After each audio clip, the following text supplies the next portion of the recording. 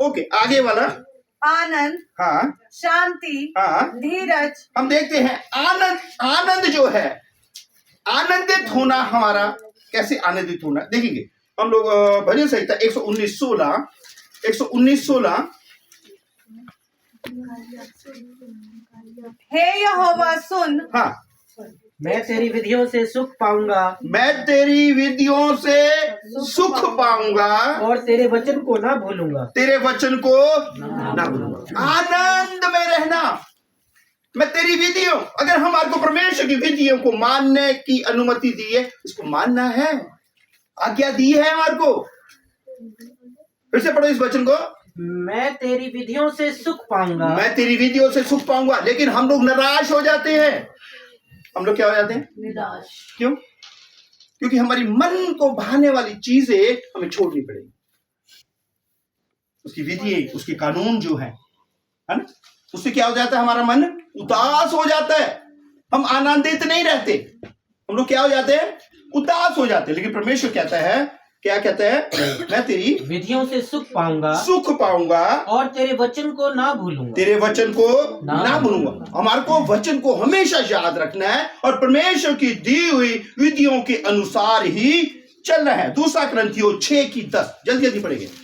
2 कुरिन्थियों 6:10।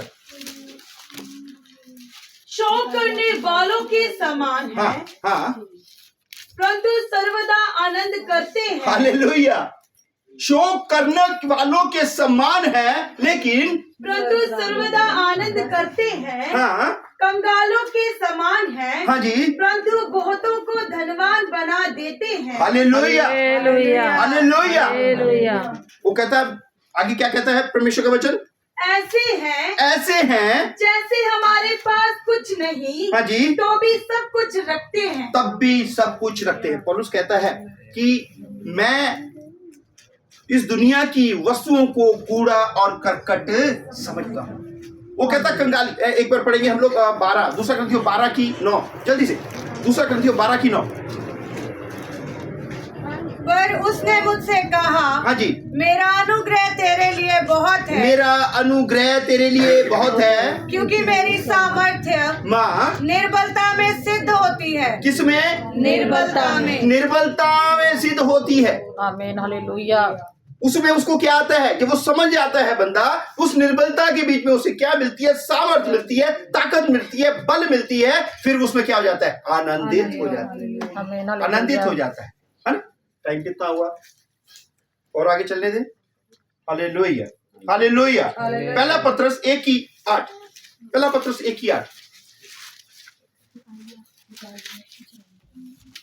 जल्दी जल्दी पढ़ो, जल्दी जल्दी। उससे तुम बिन देखे प्रेम रखते हो, हाँ जी, और अब तो हाँ। उस पर बिन देखे भी विश्वास करके हाँ। ऐसे आनंदित और मगन होते हो। कैसे? बिन देखे विश्वास करके ऐसे आनंदित और मगन होते हो, जो वर्णन से बाहर है। हालेलुया। ये किन के लिए बातें हो रही है? विश्वासियों के लिए, आमीन, हालेलुया। जिनका भरोसा यीशु मसीह है, जो आनंद करते हैं। यीशु मसीह के बीच में क्या करते हैं? जीवन आनंदित है, आनंदित है।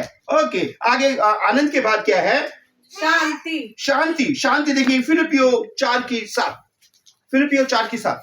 तब परमेश्वर की शांति, हाँ जी, जो सारी समझ से परे है, सारी समझ से परे है। परमेश्वर की शांति, अगर हमारा विश्वास परमेश्वर के ऊपर है, वो शांति दाता, शांति का राजकुमार जो है वो हमारे संग है, तो वो शांति अव्वल नंबर की है। अव्वल नंबर की है। क्या बोलता है? वो शांति जो सारी समझ से परे है, तुम्हारे हृदय और तुम्हारे विचारों को, हाँ जी, मसीह यीशु में सुरक्षित रखेगी। Praise the Lord. तुम्हारे हृदय और तुम्हारे विचारों को सुरक्षित रखेगी। लेकिन किसकी शांति? यीशु मसीह की शांति। आमीन, हालेलुया हालेलुया। हालेलुया। वो शांति नहीं हमारे घर में सब कुछ है, हम शांति से बैठे, वो शांति नहीं।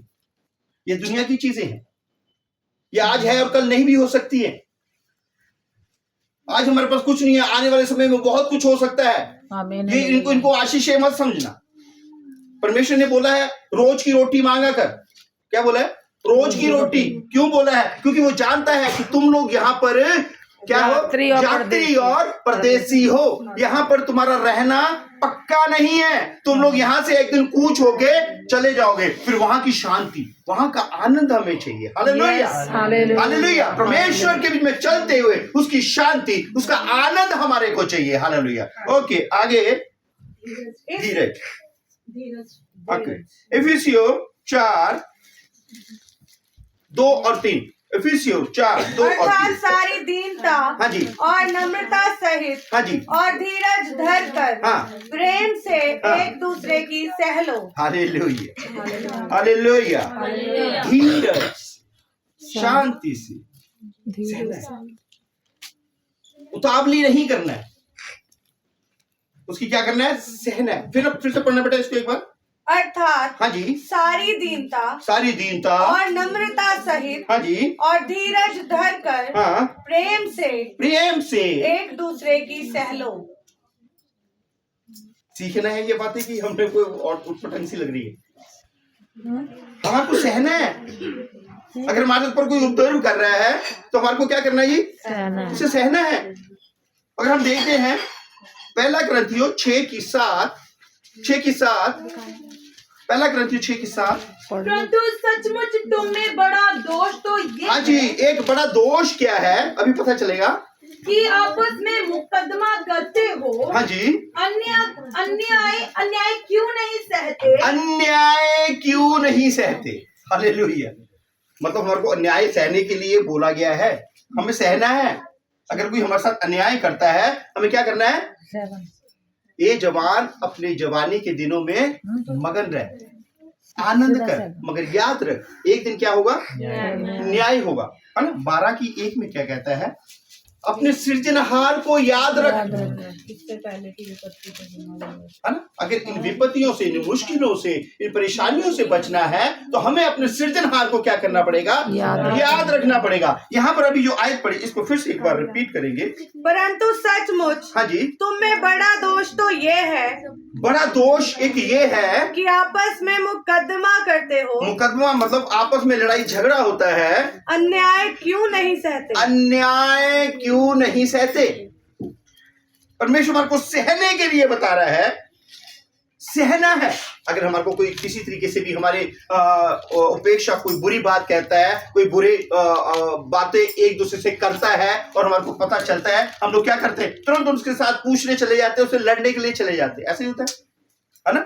हम लोग सह नहीं पाते उस बात को। मेरे वास्ते इतना कहता, इतना थोड़ी है, चल आप चल पूछिए, चल चलिए। उत्थे जिहड़ी गल दबनी सीगी उत्थे की हो गया? 4 घराने होर सुन ले। उत्थे साडा मसीह प्रेम नहीं दिसिया क्योंकि ਅਸੀਂ ਕੀ ਕਰਨ ਚਲੇ ਗਏ? ਲੜਨ ਚਲੇ ਗਏ।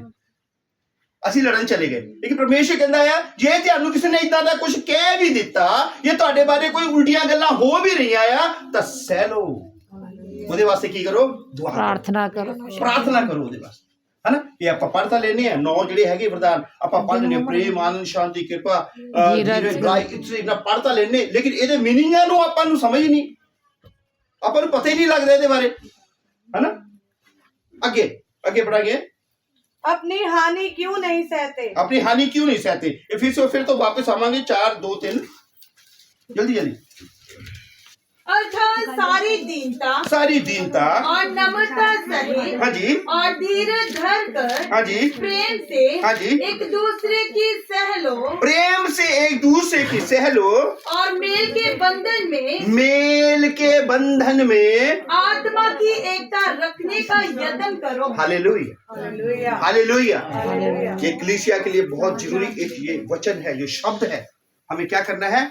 आत्मा में एकता रखने के लिए क्या करना है? यत्न करना है, कोशिश करनी है।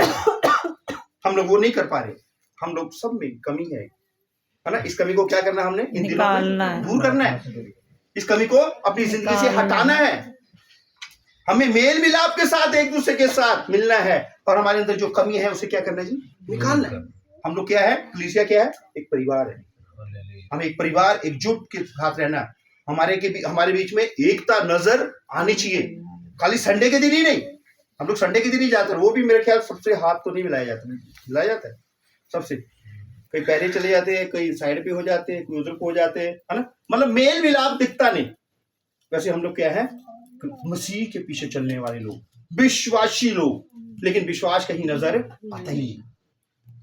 मैं सबके लिए बोल रहा हूं, मेरे लिए भी यही बात है। हम लोग सब में ये कमी है, इसको क्या करना है, हमें निकालना है, दूर करना है। ये नए साल के बीच में, ये कलीसिया के बीच में एक बहुत बड़ा बदलाव आना चाहिए। Hallelujah, hallelujah, hallelujah. आगे देखेंगे दूसरा तीमुथियुस 3:10।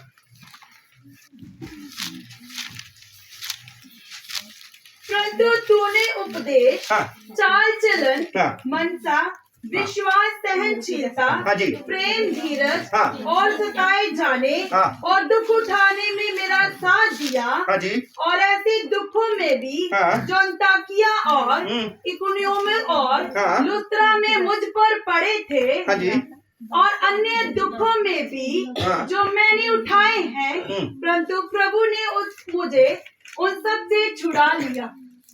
हमें 3:10 पढ़नी थी। मेन मतलब ये है कि हमें एक दूसरे की सहनी है, उसके हर एक चीज के बीच में हमें क्या होना है, भागी होना है। 8:30 हो रहे हैं, और लेकिन हम लोग इस वचन को फिर कभी मौका मिलेंगे तो कंप्लीट करेंगे। 7:30 साथ। हर साथ है। हाँ जी, हाँ जी।